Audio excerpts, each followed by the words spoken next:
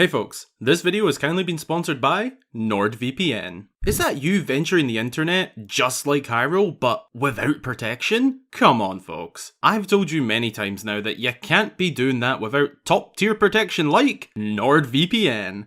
Or in the case of Zelda, the Hylian Shield. But as for online, NordVPN is what you need. The best virtual private network that you can get. It encrypts all of your data and gives you peace of mind when browsing the internet. If you don't already know, I myself use NordVPN on a regular basis, but not just for the smart protection features.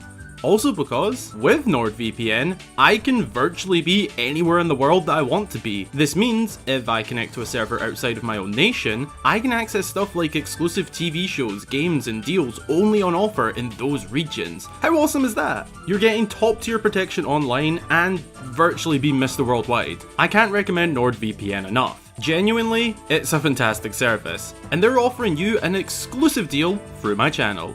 So get the exclusive NordVPN deal here, nordvpn.com/Hyrule. It's risk-free with Nord's 30-day money-back guarantee. You can also get a 2-year plan at a huge discount with an additional month for free. And why not check out their bundle deal whilst you're there? It's all very much worth checking out. You wouldn't explore Hyrule without protection, so why would you on the internet? NordVPN is the way to go. And a huge thank you to them again for sponsoring this video. Now, on to the video.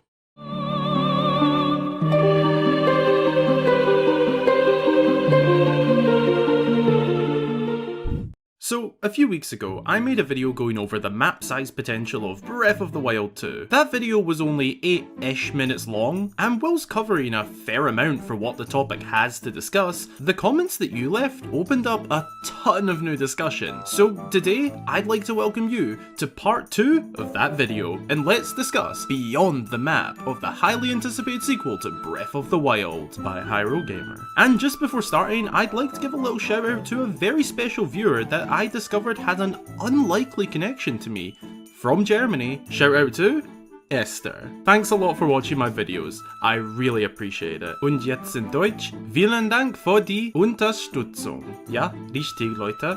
Ich spreche ein bisschen Deutsch. Now, be sure to go grab yourself a snack or drink and send them in to get featured right here. And also be sure to drop a like and subscribe if you haven't already. It really helps the channel out. And let's get into this one. So, in the first video, I went over how insanely big the map could be, taking into account the reusage of the original map, the underground potential, the sky potential, and the potential behind expanding the current map in certain areas. Your responses, however, brought up some pretty interesting questions regarding bits of everything, so much so that I thought I'd discuss them in a part 2 video. So, let's discuss. The first thing I'd like to address is an aspect of the map size and explorability that I completely forgot about in my video. Underwater exploration. I saw a bunch of comments mentioning this and ideas regarding it that I honestly felt kinda stupid that I forgot about it. Maybe it's because I've discussed it a few times before, but it should have at least been brought up and mentioned in the video. On top of the ways the map could be bigger, there is a lot of explorability to be added with something already filling parts of the map. Water. Past Zelda games utilised this very well, Twilight Princess especially, no bias there. There was a lot to explore, especially Lake Hylia and the Lakebed Temple. Now, apply this to Breath of the Wild, and there could suddenly be shipwrecks off the coastline, underwater caverns beneath small ponds and lakes, a dungeon beneath Lake Hylia, and much more beneath the waves in general. It's an easy expansion to make if you ask me, but I'm no expert of course. It's just, there's a ton of water in this iteration of Hyrule, and every single body of water could have something beneath it. And man, don't get me started on the potential of underwater enemies, bosses, and threats in general. I talked about that a bit in one of my recent videos if you're interested. Fans miss being able to dive underwater in Breath of the Wild. That is a known fact within the community at this point. I hope Nintendo have heard the fans, and will bring back underwater exploration in the sequel. Another thing brought up in the comments was the idea of a map within a map. User Skullpixels brought up this idea of Nintendo doing what Red Dead Redemption 2 did with their map. Basically, the map for that game included the map of the first game in that series, but as a small portion of the new, much larger map of the second game. Now just imagine that with the sequel. This Hyrule that we currently know suddenly becomes just, I don't know, 10 or 15% of a new map. I thought this was a really cool idea. It probably won't be the case in my honest opinion, and my next point will go into exactly why it probably shouldn't be the case, but hey, who knows? So, my next point. Something else that was brought up a fair bit, and is also very important to discuss, is that there could be issues with a map that's too big. Aside from underwater exploration, this was probably the most brought up thing, and it's a very valid point. I can and do get carried away with the idea of a gigantic map just for the sake of it, because it sounds cool. I guess size matters to me. But a huge map is nothing unless they know how to use it. I mean, unless filled with contents. A huge map is nothing unless filled with content. The bigger a map gets, the more content it needs to feel worth exploring. Otherwise, we'd be left with a feeling of empty space, with no real purpose to explore, other than to make up unnecessary mess. In my opinion, the first game could get away with empty space a little bit more, as the world is post-apocalyptic, and more emptiness than usual fits that vibe. However, in the sequel, something I disregarded when talking about wanting it to be huge is that too huge could be problematic. I don't personally believe this will be an issue with the sky and underground though. The sky appears to be a very interesting place to explore, and in the trailers we've seen so far, a lot of what's been up here has been hidden by the clouds. Likely intentionally from the developers to avoid spoiling too much. I don't worry about this being too big with too little content, and I'll actually go more into the sky a little later on in another thing that was brought up. The underground, whether just the pathway to Ganondorf or a whole subterranean world, I also don't have any concern here for similar reasons, but these are reasons I should have brought up in that video, because in that video I did kind of make it out as if I just want a huge map and there's no potential issues with that. The area I would have concern is in expanding the existing map. In the first video I talked about opening up the desert more, venturing beyond these cliffs and sailing out to sea, open world. These three areas are where this concern could play a really big role in my opinion. I am sorry for not considering this, I got carried away.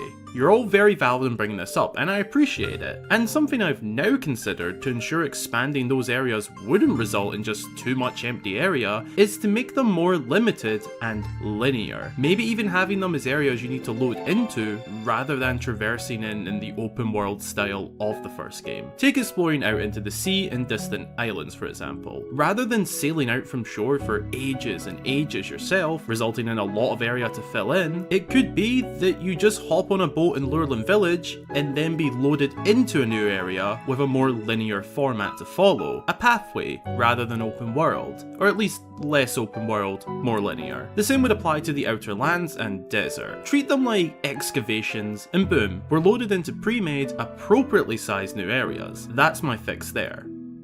Hey folks, random mid-video message from Hyrule Gamer himself. If you didn't know, I have a Patreon for those viewers out there who want to support the channel beyond just watching my videos. It's super helpful and helps a local Zelda tuber during these very dry times for Zelda news. It helps massively to make these videos possible. Links below if you're interested. Much appreciated. I love you. Okay, back to the video now. Another comment I saw, whilst not on the map video itself, did present an idea that arguably could and should have been talked about in the video, so I thought I'd mention it here. That is a SimCity style rebuild of Hyrule. You'd learn throughout your adventure how to build different things in different styles, and as the game progresses, you can fix up all of the past settlements in your own custom way. A few houses here and there, a blacksmith's over there, and maybe a little temple over here. I personally think this idea would be awesome, and something new to the Zelda series that would elevate the game a ton. Do I think it will happen? No. I think that there is a very small chance of something like this happening, but it'd be incredibly cool, and whilst not expanding the map, it would change the map, in a way.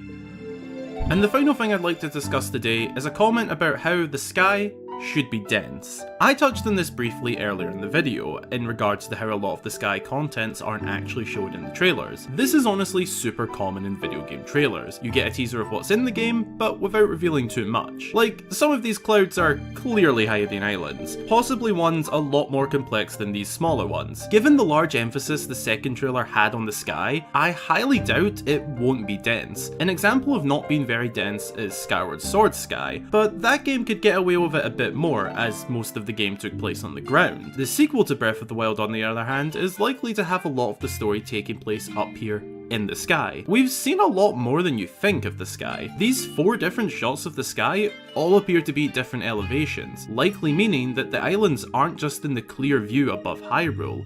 they just begin there and reach up to much higher elevations. It's a totally valid concern, but I don't personally think it will be a problem. I think the density is just been hidden so far, due to it only being shown in trailers. Maybe when we get some gameplay, we'll see how dense it is. I honestly think that there will be dungeons, challenges, and maybe even settlements up here. I think it will be pretty packed. And that's beyond the map of Breath of the Wild 2, or whatever I'll end up calling this part 2 video. Let me know all of your thoughts on this, and hey, maybe I'll reply. You don't know until you leave one. And if there is somehow a way for a part 3 to be made, you know I will. We Zelda tubers will milk literally anything for content right now. Please, Nintendo, give us something soon. Anyway, be sure to drop a wee like down below if you enjoyed, and also consider subscribing for more fabulous Zelda content. Both would make my day. Follow my socials linked below to keep up to date, and as always, a huge, massive, amazing shout out goes to all of my channel supporters. Your support really helps me to make these videos week in, week out, all month long, 365 days a year. If you'd like to join them and get yourself a shout out upon joining, then consider supporting via the links below. Thanks for watching. I hope you all have an amazing day or night, and until the next time, I've been Hyrule Gamer.